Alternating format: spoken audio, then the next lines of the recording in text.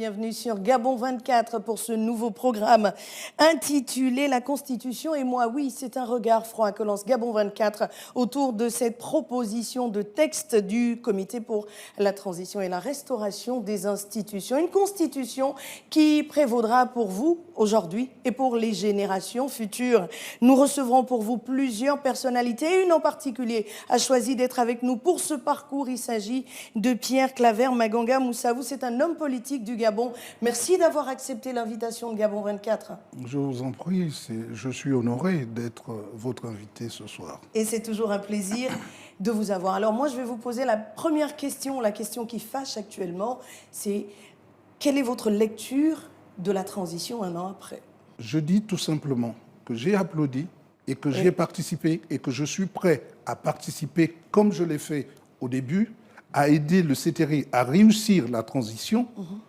Mais si je constate que les mêmes causes vont produire les mêmes effets... Mais quelles sont ces causes? Les causes, c'est-à-dire l'implication du chef de la transition dans le processus électoral en se projetant comme candidat, c'est différent. Est-ce qu'un militaire ne peut pas être candidat à cette élection? Sauf... Est-ce qu'il est stipulé quelque part que ce monsieur qui a fait le coup d'État et qui est le patron du CTRI ne peut pas être candidat? Est-ce que vous avez proposé cette disposition à l'Assemblée constituante pour qu'elle la retienne afin que les Gabonais choisissent lors du référendum? Je ne voudrais pas... Rapidement, nous n'avons que 26 minutes. Je ne voudrais pas parler de cécité, madame, mais vous savez que je ne suis pas membre de la Constituante. Oui. Et donc ? Et que, ni au dialogue, je n'ai pas été invité à dialoguer. En réalité, monsieur Pierre Claver Maganga Moussavou, vous regardez les Gabonais et vous leur dites que parce que vous n'étiez pas à ces grands-messes, il est hors de question que ce qui se fait actuellement soit considéré comme bien pour l'ensemble. Essayons d'évoluer dans le débat, oui ou non? Non. D'accord, mais je reste sur le non. Si vous voyez les choses dans cette... C'est la résultante de vos propos. Non, ce n'est pas la résultante de mes propos. Donc, dans mes ce cas, on va propos visent à dire que, d'abord, vous savez que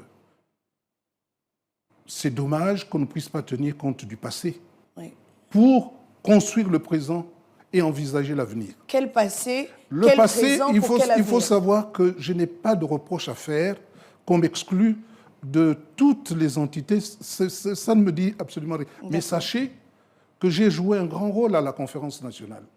La Constitution dont on se réfère de 1991, elle n'a pas été faite par d'autres personnes et vraiment singulièrement par quelqu'un qui s'appelait Pierre Claver Maganga Moussavou. Mais Pierre Claver Maganga Moussavou, j'ai les deux constitutions, on essaye d'évoluer dans le débat. J'ai les deux constitutions aujourd'hui, la Constitution et le projet du CTRI. Qu'est-ce qu'il y a de mauvais dans ce que le CTRI a proposé, puisque vous étiez l'une des personnes qui avaient participé à l'écriture justement du premier texte? Prenons le cas de la durée.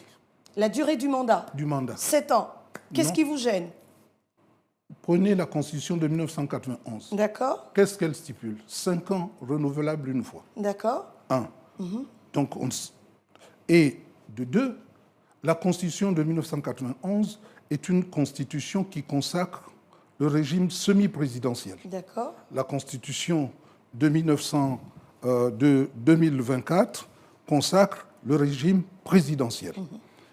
Et lorsque vous voulez prendre le régime présidentiel, vous prenez le régime présidentiel parce que ce n'est pas vous qui l'avez inventé, avec la clé de voûte des institutions, c'est-à-dire le président de la République, qui est élu sur un ticket avec son vice-président. D'accord. Si le vice-président a un quelconque problème, c'est tout de suite le vice-président qui prend la place et qui termine le mandat. Ça, c'est le régime présidentiel.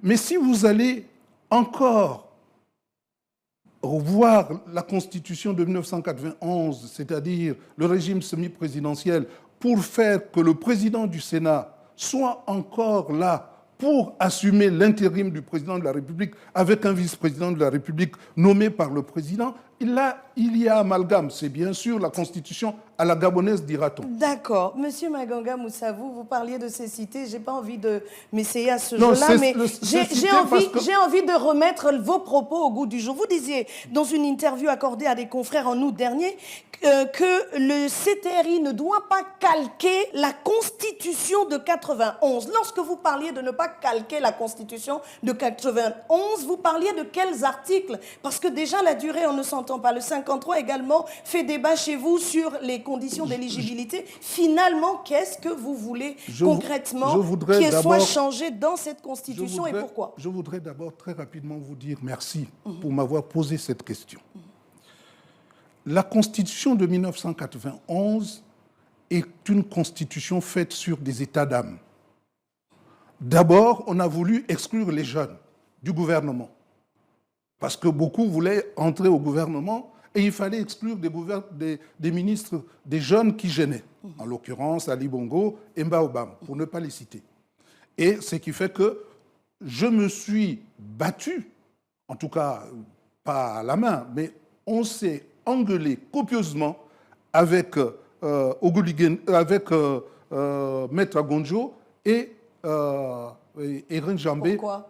Parce que ce sont eux qui étaient porteurs de cette exclusion. D'accord. Et vous aviez prôné quoi à l'époque pour qu'on évolue? J'ai prôné qu'on ne mette pas cette disposition. D'accord, mais... Elle est arrivée quand même, oui. Et ils ont voulu limiter à 70 ans parce qu'ils pensaient que le président Bongo était déjà assez vieux pour ne plus briguer de mandat. Mais est-ce que vous êtes pour ou contre les 70 ans? Vous êtes déjà exprimé sur la question et vous avez été pour, d'une certaine façon, en disant qu'il fallait effectivement limiter l'âge, sinon ça serait vraiment... À quel moment je l'ai dit? Au cours de plusieurs de vos sorties, Monsieur Maganga Moussavou, vous avez dit quoi? Moi, j'ai dit qu'il ne faut pas limiter. D'accord. On ne limite pas? Vous savez qu'en 2017, oui, j'étais coprésident à Kanda. C'est moi qui ai proposé et obtenu qu'on s'en tienne à une disposition qui est universelle. Tout électeur est éligible. Tout électeur est éligible. D'accord. Si tout électeur de nationalité gabonaise. Gabonaise, bien sûr. Il faut encadrer les choses. Bien sûr, on s'entend. Est éligible. Oui. Ça veut dire que vous n'excluez pas les moins de 35 ans. Vous n'excluez pas... pas... Donc à 16 ans, on peut devenir... la majorité, 18 ans, 21 ans, on peut devenir... Vous savez à quel âge on a le droit de vote? À 18 ans. Oui, mais à partir de 18 ans, qu'est-ce qu'on fait? Je dis tout électeur... À partir de 18 ans, on peut devenir président. Éligible. D'accord. Et à 70 ans, si vous excluez cela, vous excluez déjà une grande tranche d'âge. D'accord. Et si vous excluez encore ceux qui ne sont pas de père et de mère gabonais, vous voyez bien que c'est une portion congrue. Déjà, en laissant tout le monde, on n'a que 300 000 électeurs depuis quelques années qui vont au vote. Pierre Claver Maganga Moussavou, vous étiez l'une des premières personnes à fustiger les binationaux à la tête du pays ou même les ingérences étrangères à la tête du pays. Aujourd'hui, la constitution proposée par le CTRI dit que tout Gabonais né de père et de mère et eux-mêmes père et mère peuvent se présenter, briguer la magistrature suprême. Mais vous venez aujourd'hui nous dire qu'il ne fallait pas laisser cette frange de la population. Est-ce à dire, je pose la question, est-ce à dire aujourd'hui que parce que vous êtes septuagénaire, vous souhaitez que les choses soient ouvertes pour que toutes les personnes qui, comme vous le souhaitent, briguent également le mandat présidentiel? La question est posée. Madame, je ne parle pas pour moi. D'accord. Je parle pour la prospérité. D'accord. Je parle pour la postérité. Très bien. Et je dis que mon âge n'a rien à voir. Mon âge n'a rien à voir. Je ne me bats pas pour moi. Parce que quand je me bats pour les jeunes, je me souviens que chez moi, on dit que la canne à sucre, c'est au début qu'elle est sucrée. Ce n'est pas à la fin. D'accord. Si vous êtes jeune, vous n'avez pas d'ambition, vous n'êtes pas porteur d'ambition, ce n'est pas plus de 35 ans. Pierre Claver Maganga Moussavou, nous n'avons plus que 13 minutes à passer ensemble. Donc, ça court le temps. Mais laissez-moi vous répondre. Oui. Donc, je vous dis que ça ne concerne pas Maganga Moussavou. Très bien, vous l'avez déjà dit, mais Maganga Moussavou participe souvent aux élections pour porter des idées. Plusieurs fois, pour porter des idées. Les Gabonais n'ont pas adhéré finalement. Vous n'avez obtenu que des 0, et vous arrivez encore aujourd'hui pour critiquer une constitution. Parlez-nous clairement. Qu'est-ce que vous vous attendez de la constituante, de la constitution? J'ai des idées à proposer. Lesquelles? Proposez-les puisque nous n'avons pas beaucoup de temps. Je parle de la provincialisation. Même si je suis en train d'avoir un bâton, de m'aider d'un bâton, si le peuple veut m'écouter, il m'écoutera.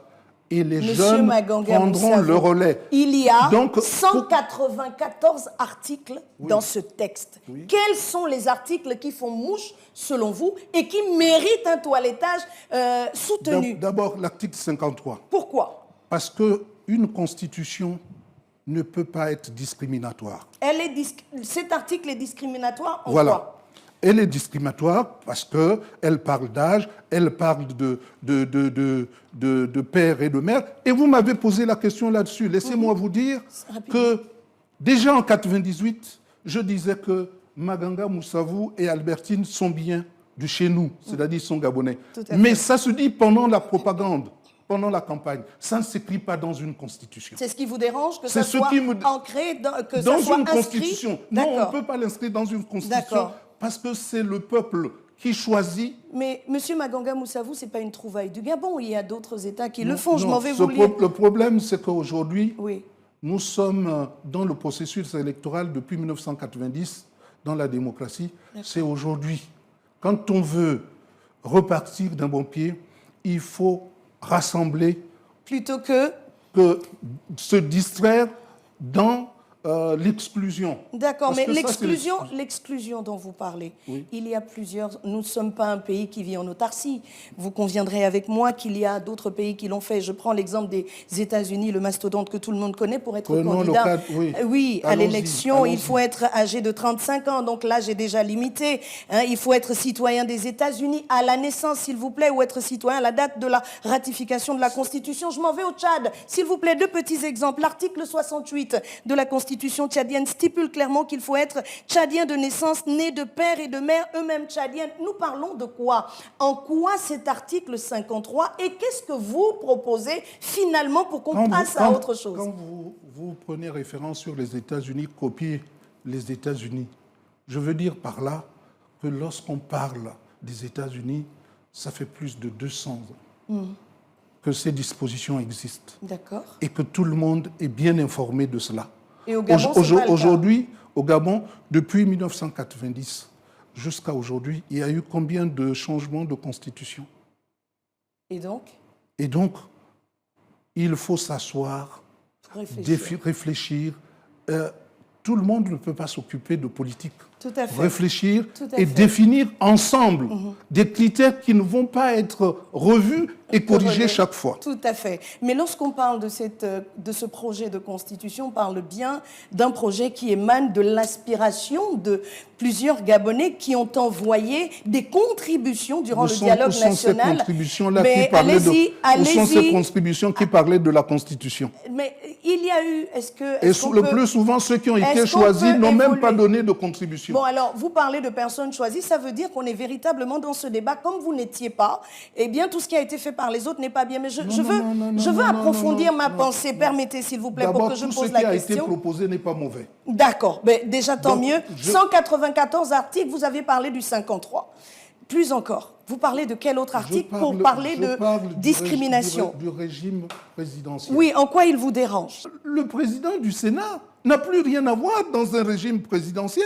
C'est désormais le vice-président de la République. Mais c'est votre avis, d'accord, mais dans les textes, il n'y a pas d'encadrement précis sur la succession à la tête de l'État. Il s'est posé la question, il s'est posé le problème de la succession lors de la maladie de l'ancien chef de l'État et on ne savait plus élu. Il était en face de ses militants. Oui, il a dit. Il a dit, ça fait 5 ans que je n'ai pas été avec vous. Et il a dit quoi d'autre? Il ne s'agissait pas de la nation, il s'agissait du PDG. D'accord. Moi, je ne suis pas PDGiste, mais je sais interpeller les paroles. Il ne faut pas... Vous interprétez, pas interpeller, s'il vous plaît. Non, interpréter... Nous avons 26 minutes, il nous en reste 3. Est-ce que vous permettez que je vous pose la question? Je sais interpréter les phrases, la pensée de l'autre. Voilà. Vous êtes aujourd'hui le traducteur fidèle de celle d'Ali Non, Bongo. Non, je ne suis pas traducteur fidèle. S'il vous plaît, mais il ne faut pas lui faire dire ce qu'il n'a pas dit. Il ne l'a pas dit. Il n'a pas dit ça au Et cours d'une pourtant, allocution solennelle. On vous a entendu dans plusieurs médias rappeler les Gabonais à l'ordre que qui dirigeait finalement le Gabon. Cette question, je vous l'ai entendu vous la poser. Ça, c'est un autre problème. D'accord. Si vous me la posez, je vous répondrai. Mais qui dirigeait le Gabon, puisque vous en avez Celui qui dirigeait le Gabon, c'était le directeur de cabinet via l'épouse du président et son fils. Ce sont des affirmations qui ne sont pas gratuites. D'accord, mais dont vous avez les preuves. Parlons aujourd'hui de l'encadrement de cette succession. Aujourd'hui, au Gabon, rien dans ce texte ne dit que le fils ne peut pas succéder au père, que l'épouse ne peut pas succéder au père. Est-ce que là, il n'y a pas de débat pour que les Gabonais réfléchissent à encadrer, pour qu'il n'y ait pas de dérive à long terme? Madame, je vous sais foncièrement honnête. Dans l'ancienne Constitution, il n'était pas dit que le fils succède au père. Il était dit que, en cas de vacances constatées par et l'Assemblée nationale, le gouvernement et la Cour constitutionnelle, c'était le président du Sénat qui venait à assumer la vacance du pouvoir. Ça, en dépit de l'existence même du vice-président, c'est qu'il y a une incongruité. Donc aujourd'hui, je dis que cette incongruité ne peut pas continuer. Vous avez un vice-président. Si nous sommes en régime présidentiel, faites que le vice-président soit élu en ticket avec le président de la République. Comme ça, en cas de vacances, le vice-président prend la relève. C'est ça le régime présidentiel. D'accord. Et donc, vous ne voulez plus que l'on mette qu'apparaisse le président du Sénat. Mais le président du Sénat, nous ramenons le régime semi-présidentiel. D'accord. Mais vous êtes pour un régime présidentiel? Je n'ai pas à être pour ou contre. Je veux dire, quand les choses sont bien faites, quand les choses sont bien faites, elles sont bien faites. Mais seulement. Ça veut dire que vous ne vous prononcez pas, vous vacillez là. Je ne vacille pas. Mais dites-nous clairement, j'aurais été pour ou contre? Pour le maintien du régime semi-présidentiel. Si. J'aurais été pour le maintien du régime semi-présidentiel. Pourquoi? Déjà, en régime semi-présidentiel, avec la possibilité de cohabitation, le président était considéré comme hyper-président. D'accord. Avec un régime présidentiel, c'est la porte ouverte à tout.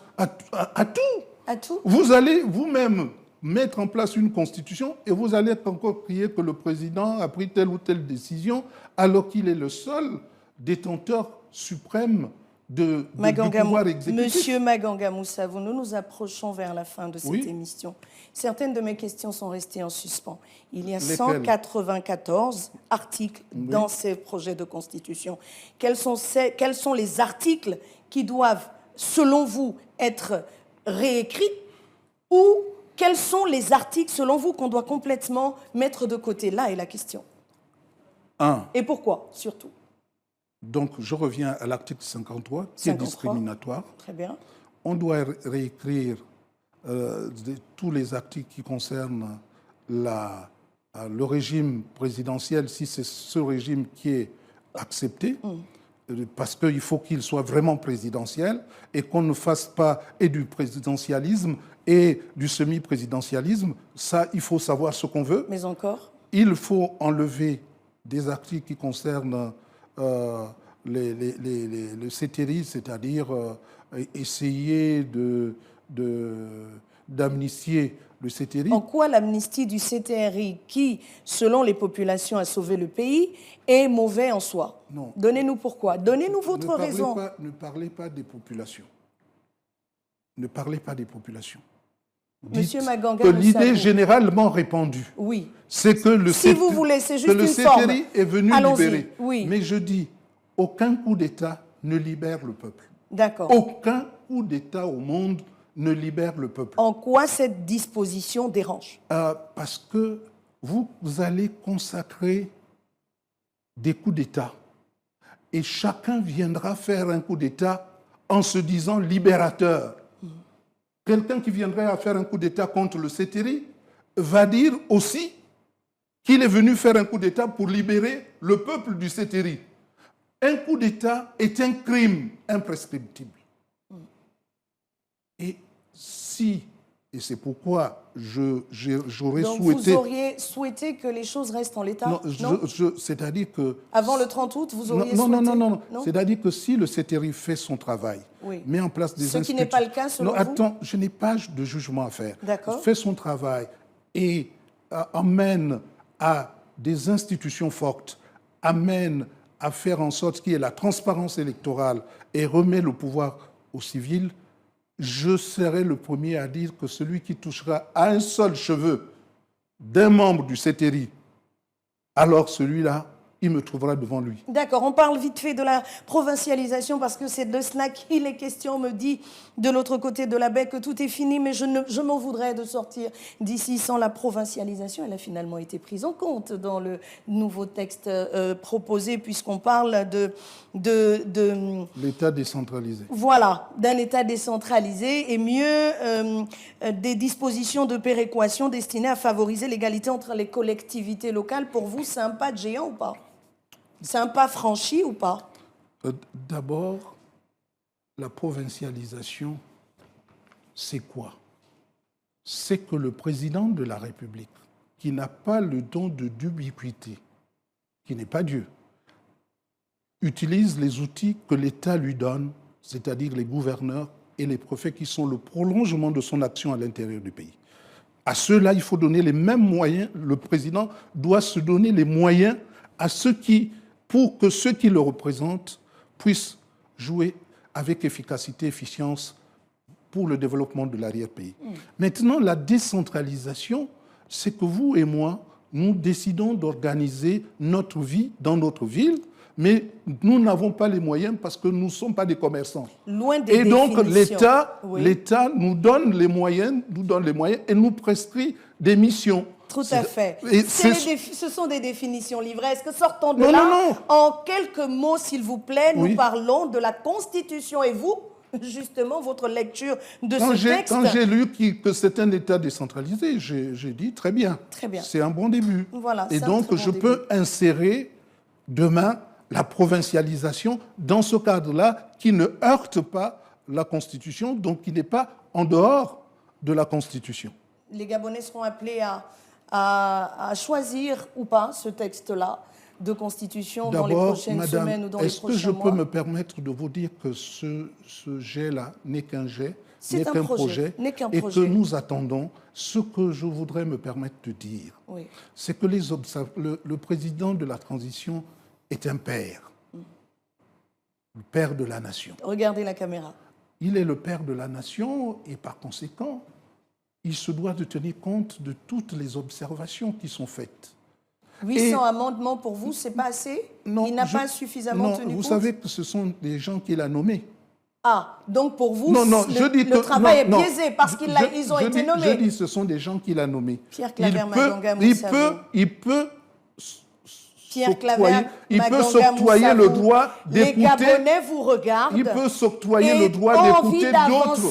Ont envie d'avancer dans leur vie, ont envie de vivre dignement dans leur vie, ont envie de manger 3 fois par jour, ont envie de rouler, de conduire leur voiture sur des routes. Mais à qui le dites-vous? Mais s'il vous plaît, aujourd'hui, la question qui vous est posée, c'est parce que vous n'étiez pas pris en compte, parce que ces personnes sont nommées. Laissez-moi aller au bout de ma pensée. Parce que les personnes sont nommées, ça veut dire que le travail qu'elles ont fourni n'est pas bon. Les téléspectateurs ne me reconnaissent pas dans vos propos. Les observations faites par les uns et les autres, y compris dans vos émissions, elles permettent au président de la République, père de la nation, de prendre en compte les observations des uns des autres et, in fine, il ne faut pas avoir honte de dire que ce travail n'a pas été bien fait. Le président a dit... Et de l'affiner. Et le président a dit, en recevant les parlementaires, que seul le peuple souverain décidera de la suite à donner ou non à la Constitution qui sera soumise à référendum. Quand il dit cela, il veut dire... Ah, parce que vous êtes même dans la traduction de ses propos. Non. Quand il dit cela, il veut dire que... Ou cela veut dire... Ah, c'est mieux dit comme ça. Cela veut dire qu'il ne tiendra pas compte des amendements. C'est ce qu'il a dit. Mais quand il dit c'est le peuple qui décidera. Parce que le peuple est le seul souverain. Vous faites une constitution pour vous ou pour le peuple? Bon, je crains que la constitution soit faite pour les uns contre le peuple, ce peuple qui a toujours été roulé dans la farine. Mais c'est le même peuple qui a envoyé 38 000 contributions. 38 000 contributions ne constituent pas la contribution de tout un peuple. Mais tout le peuple était appelé à contribuer. Oui, mais ce n'est pas parce qu'il y a eu 38 000 contributions. Ce n'est pas parce que les vôtres n'ont pas été prises en compte non plus que tout ce qui a été fait n'est pas bien. Nous sommes arrivés au terme de cette émission. Votre mot de la fin. Madame, je voudrais dire que... S'il vous plaît. Je suis l'un des rares à avoir été à la conférence nationale. Je suis l'un des rares à avoir été aux accords de Paris et à avoir expurgé aux accords de Paris toutes les mesures discriminatoires pour qu'en 1995, nous soyons en face du peuple pour leur proposer une constitution que le peuple a approuvée. Je suis le seul à dire que c'est cette constitution-là qui devrait être opposable au peuple et qui doit comparer ce qu'elle avait déjà adopté à celle qu'on lui demande d'adopter de nouveau. Est-ce que vous l'avez parcouru, la nouvelle?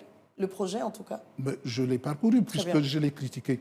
Et je suis le seul à avoir été aux accords d'Akanda où nous avons voulu responsabiliser le peuple en lui donnant la liberté de choisir qui devrait le gouverner. Que ce soit un jeune qui a 18 ans ou un vieillard qui a 100 ans, le peuple souverain, on ne le limite pas, fera son choix. Mais les choix ne sont pas faits en fonction de l'âge. Au fond, c'est une confusion. C'est fait en fonction des programmes.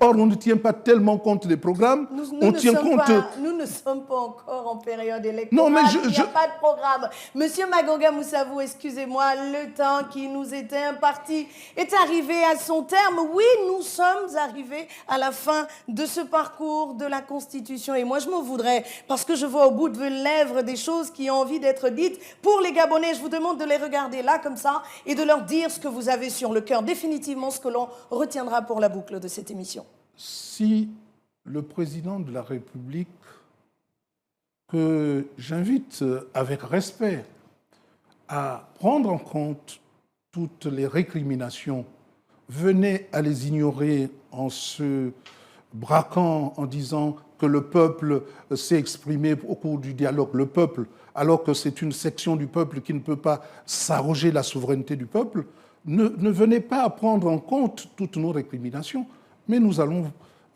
faire campagne pour le non. D'accord, mais vous voulez... Mais j'ose espérer que ça n'arrivera pas. C'est comme un petit chantage. Ce n'est pas un chantage, non. Nous sommes arrivés au terme de cette émission. Vous n'étiez pas dans le dialogue. Donc, ce qui s'est fait là-bas ne vous concerne pas parce que c'est pas ce que j'ai dit. Le peuple doit être le seul souverain. Et donc, Monsieur le Président, vous devez tenir compte des avis des uns et des autres. On va le dire quand même en ces termes-là. Cela résume mieux votre pensée, Monsieur Magonga Moussavou. Très bien, mais je pense que si vous la résumez correctement, c'est qu'elle est aussi la vôtre.